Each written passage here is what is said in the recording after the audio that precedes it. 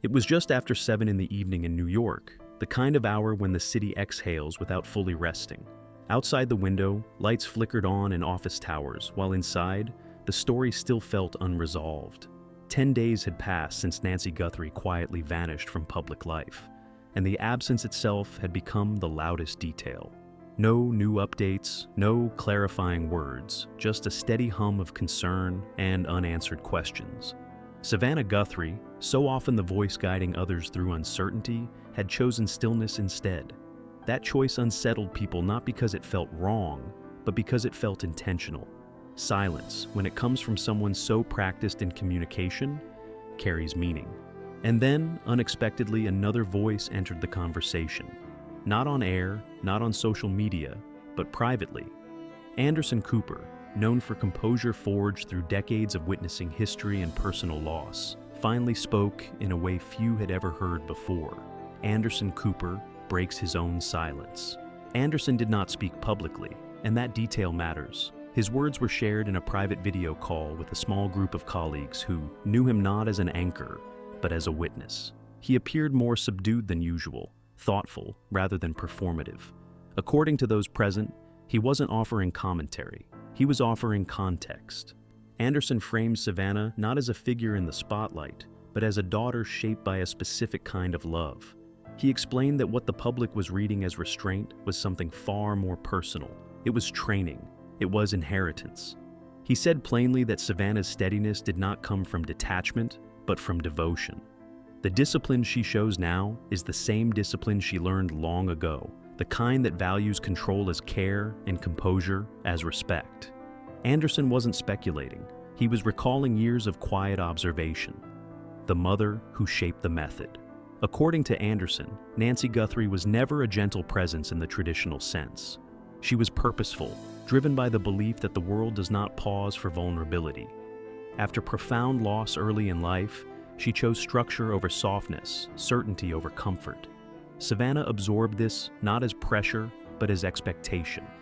Love was not withheld, but it was expressed through confidence and strength. You show care by holding yourself together. You show gratitude by carrying on. Anderson emphasized that this kind of upbringing does not feel cruel from the inside. It feels clarifying. Savannah learned to manage emotion rather than display it, to process privately and present publicly with intention. That framework served her well in journalism, but it also defined how she responds to crisis. Anderson suggested that Nancy didn't teach Savannah to hide pain. She taught her to organize it, to speak only when words could stand upright. Learning to script emotion. One of Anderson's most revealing observations was that Savannah approaches life the way she approaches news. Gather facts. Choose language carefully. Deliver with clarity. Emotion is not erased, but it is sequenced. This, he said, was something he noticed years ago during long stretches of shared coverage. When personal concerns surfaced, Savannah acknowledged them briefly and then returned to task. Not out of denial, but out of habit. That habit was formed early.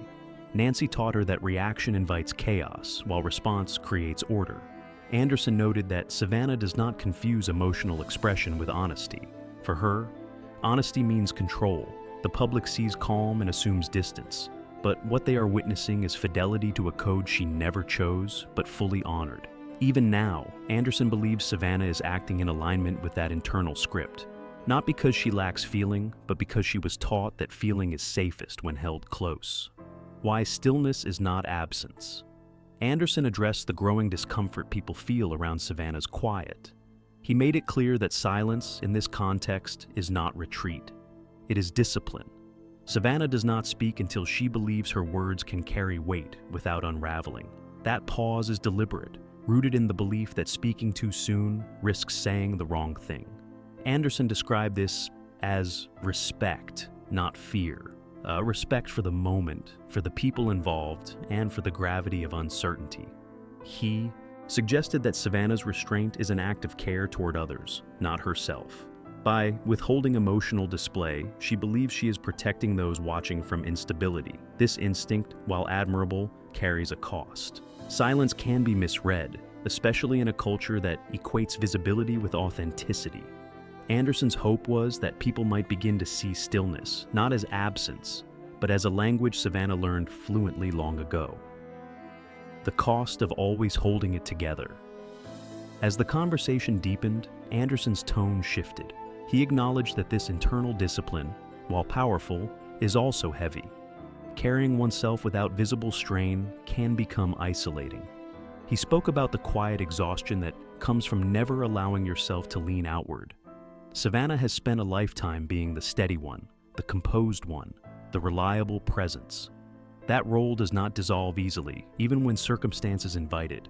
Anderson suggested that the true weight Savannah carries now is not public expectation, but private loyalty. Loyalty to the belief that strength must be maintained at all times.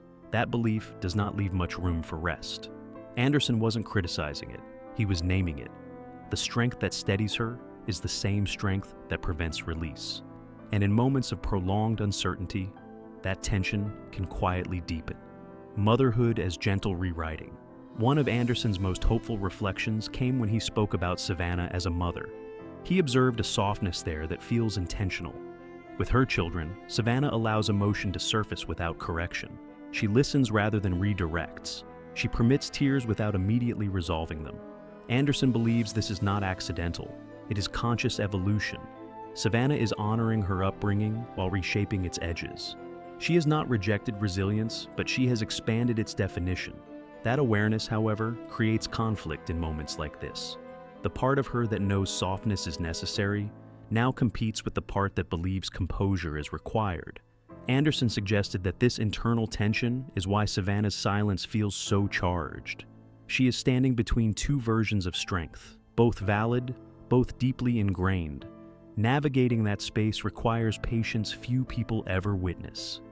What Savannah may need. Next, Anderson ended his reflections not with certainty, but with compassion.